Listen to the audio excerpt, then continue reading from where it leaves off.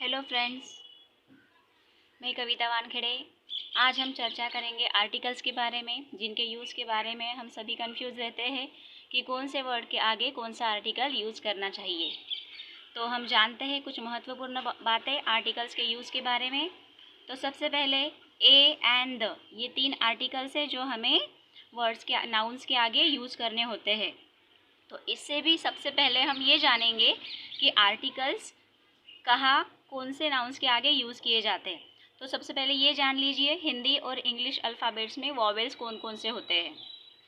तो English alphabets में हम सभी जानते हैं 26 लेटर्स होते हैं, उसमें से 5 वॉवेल्स होते हैं जो कि यहाँ पर लिखे हुए हैं AEIOU, और बचे हुए 21 कॉन्सोनेंट्स होते हैं। और हिंदी में अ से लेकर आहा तक अ आ ई उ आ ए ऐ ओ औ आहा, ये सभी हिंदी के स्वर है। और क से लेकर ज्ञ तक जो अक्षर होते हैं वो हिंदी में व्यंजन होते हैं। ये चीज़ हमें सबसे पहले क्लियर करनी चाहिए। अब वॉवेल ए का यूज़ कहाँ होता है और कौन से नाउन के आगे यूज़ किया जाता है। तो सबसे पहले ए का मतलब होता है एक। तो ए जो कॉन्सोनेंट है वो सिंगुलर नाउन के आगे यूज़ किया जाता है, पर कौन से? ऐसा नाउन जो बिफोर बिगिनिंग विथ कॉन्सोनेंट्स, जो कॉन्सोनेंट से स्टार्ट होता है। कॉन्सोनेंट लेटर तो होना ही चाहिए, पर साथ में उसका साउंड भी कॉन्सोनेंट लेटर का आना चाहिए। फॉर एग्जाम्पल यहाँ देखिए पिजन। तो पिजन पी से स्टार्ट हुआ, और पी हिंदी का भी व्यंजन होता है, और इंग्लिश में भी, इंग्लिश अल्फ़ाबेट्स में भी ये कॉन्सोनेंट है, तो इसीलिए इसके आगे अ यूज़ किया गया है ना। और फॉर दूसरे एग्जाम्पल्स भी हम यहाँ देख लेते हैं। हमें शब्दों का साउंड सबसे पहले ध्यान देकर सुनना है। फर्स्ट लेटर का जो भी साउंड होगा उसी लेटर के हिसाब से हम लोग यहाँ पर आर्टिकल ए और एन यूज़ करेंगे, ठीक है। यहाँ पर देखिए मैंने कुछ एग्जाम्पल्स दिए हुए हैं। हाउस, हाउस फर्स्ट लेटर ह, एच, ह आया जो कॉन्सोनेंट साउंड देता है, कॉन्सोनेंट है, और हिंदी में भी वो व्यंजन ही है, तो इसीलिए उसके आगे हम ए यूज़ करेंगे। कैट फर्स्ट लेटर है सी, साउंड क का आ रहा है, यानी क जो है वो हिंदी में भी व्यंजन है और इंग्लिश अल्फ़ाबेट्स में भी व्यंजन है, कॉन्सोनेंट है, तो इसीलिए इसके आगे भी ए यूज़ करेंगे। नेक्स्ट एग्जाम्पल बुक, बी क्या है? कॉन्सोनेंट है, व्यंजन है, इसीलिए इसके आगे भी ए यूज़ करेंगे। अब यहाँ देखिए यूनियन। अब ये जो फर्स्ट लेटर है ये तो यू है, और ये इंग्लिश अल्फ़ाबेट्स में वॉवेल है, तो यहाँ पर सभी बच्चे कंफ्यूज होते हैं कि यू तो वॉवेल है तो इसके आगे तो हमें एन यूज़ करना चाहिए, पर एन जो है ये रॉन्ग होता है। क्यों? क्योंकि इसका यू का साउंड देखिए यहाँ पर क्या आ रहा है, यूनियन, यूनियन। और ये य जो है ये हिंदी में भी व्यंजन है, भले ही ये इंग्लिश अल्फ़ाबेट्स में वॉवेल है, पर हमें इसका साउंड देखना है, तो इसका साउंड य आ रहा है, इसका मतलब इसके आगे हम यूज़ करेंगे ए। दूसरा एग्जाम्पल भी देखिए यूनिवर्सिटी, तो इसमें भी ये वॉवेल है इंग्लिश अल्फ़ाबेट्स में, पर इसका साउंड भी य से ही आ रहा है, यूनिवर्सिटी।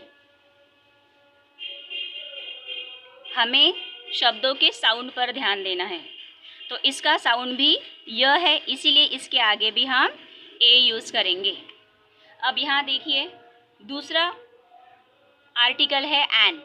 तो एन का यूज़ कहाँ किया जाता है? Before beginning with vowel sound, ऐसे वर्ड्स के आगे जिनका साउंड वॉवेल से आता हो, जैसे और वॉवेल भी हो और वॉवेल साउंड भी उनका वॉवेल ही आता हो। जैसे यहाँ देखिए एक्सीडेंट, तो एक्सीडेंट ए है ना, एक्सीडेंट हम ऐसे लिखते हैं, तो ये जो है ये वॉवेल है, स्वर है हिंदी में भी, और इसका और ये ए, ये तो ऑलरेडी हमारा वॉवेल ही है, तो इसके आगे हम यूज़ करेंगे एन। ऑफिसर, ओ ऑफिस, हम क्या लिखते हैं, इसका साउंड क्या आ रहा है, ओ, तो ये जो है ये भी वॉवेल है, इसीलिए हम इसके आगे एन यूज़ करेंगे। अंपायर, यू, अंपायर, तो इसका साउंड अ आ रहा है ना, तो इसीलिए हम इसके आगे भी एन यूज़ करेंगे, एन अंपायर। नेक्स्ट एग्जाम्पल देखिए, आर, आर, अब यहाँ पर ये तो एच जो कि कॉन्सोनेंट है, पर फिर भी हम इसके आगे एन यूज़ करते हैं, क्यों, क्योंकि हम इसमें एच का साउंड, एच तो साइलेंट होता है, पर ये जो स्पेलिंग है हम इसे क्या पढ़ते हैं, आर पढ़ते हैं, आर्स, आवर्स, है ना, तो इसका जो साउंड आया फर्स्ट लेटर का वो क्या आया, वॉवेल, तो इसीलिए इसके आगे हमने एन यूज़ किया।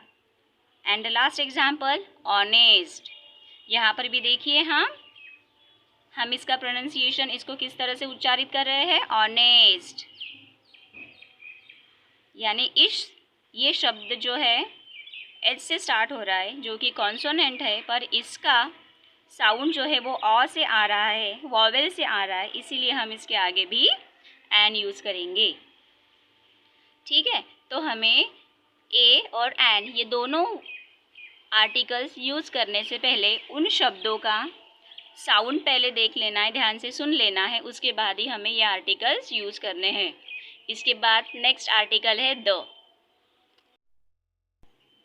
द आर्टिकल द का यूज़ कहाँ किया जाता है और कहाँ नहीं किया जाता, तो चलिए जानते हैं।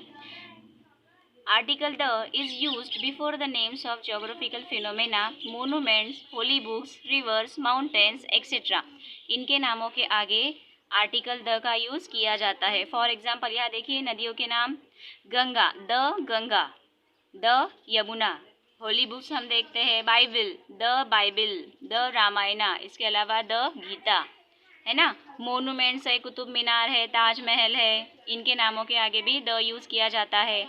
माउंटेन्स जैसे कि the Sahyadri mountain, the Himalaya mountain etcetera, इस तरह से द का यूज़ किया जाता है।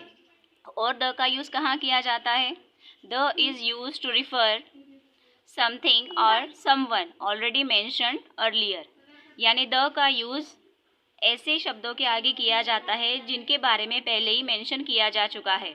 फॉर एग्जाम्पल यहाँ देखिए, he is the one I told you about yesterday, वह वही है जिसके बारे में मैंने तुम्हें कल बताया था, यानी जिसके बारे में कल हम बता चुके थे, आज उसी का टॉपिक निकला है, यानी उसके ऐसे व्यक्ति के नाम के आगे या ऐसे नाउन के आगे द का यूज़ किया जाता है।